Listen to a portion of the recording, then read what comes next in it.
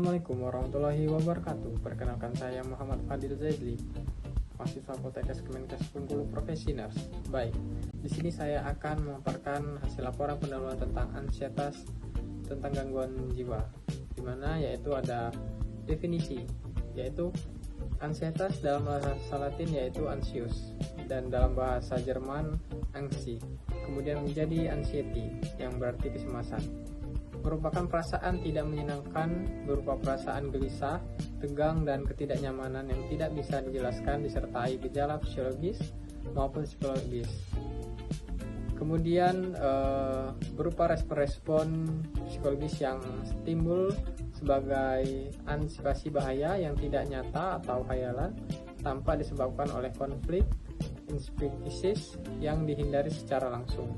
Kemudian itu ada klasifikasi, yaitu ada ansietas objektif, yaitu kecemasan objek, ialah jenis kecemasan yang berorientasi pada aspek bahaya dari luar seperti misalnya melihat mendengar sesuatu yang dapat berakibat buruk. Kemudian ada ansietas neurosis. Kecemasan neurosis adalah satu bentuk jenis kecemasan yang apabila insting pada indera tidak dapat dikendalikan dan menyebabkan seorang berbuat sesuatu yang dapat dikenakan sanksi hukum. Kemudian ada ansietas moral. Kecemasan moral yaitu kecemasan yang timbul dari perasaan sendiri terhadap perasaan berdosa apabila seorang melakukan sesuatu yang salah.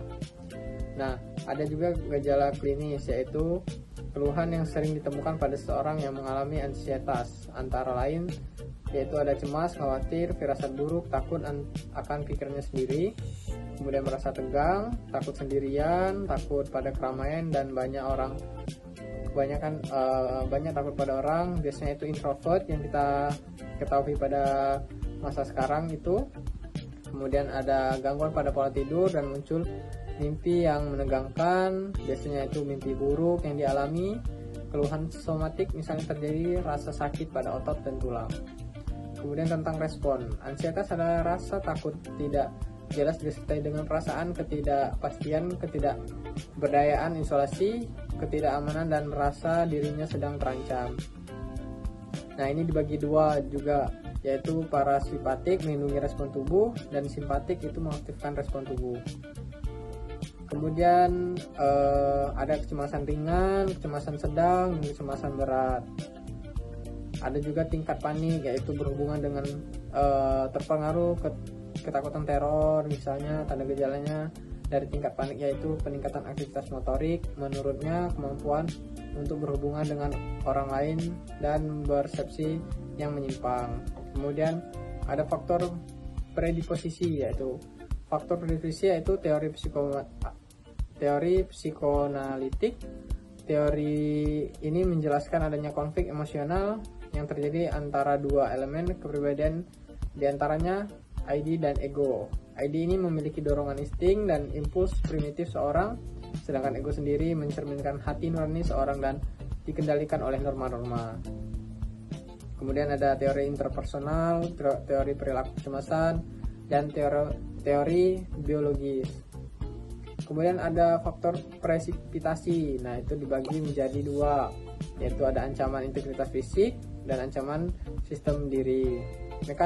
Mekanisme coping. Mekanisme ini dibagi menjadi dua juga, yaitu ada mekanisme coping yang destruktif, yaitu di mana individu mempunyai pengalaman atau mengalami keadaan yang bersifat tinggi, ketidakmampuan untuk mengatasi stresor. Kemudian mekanisme coping yang konstruktif.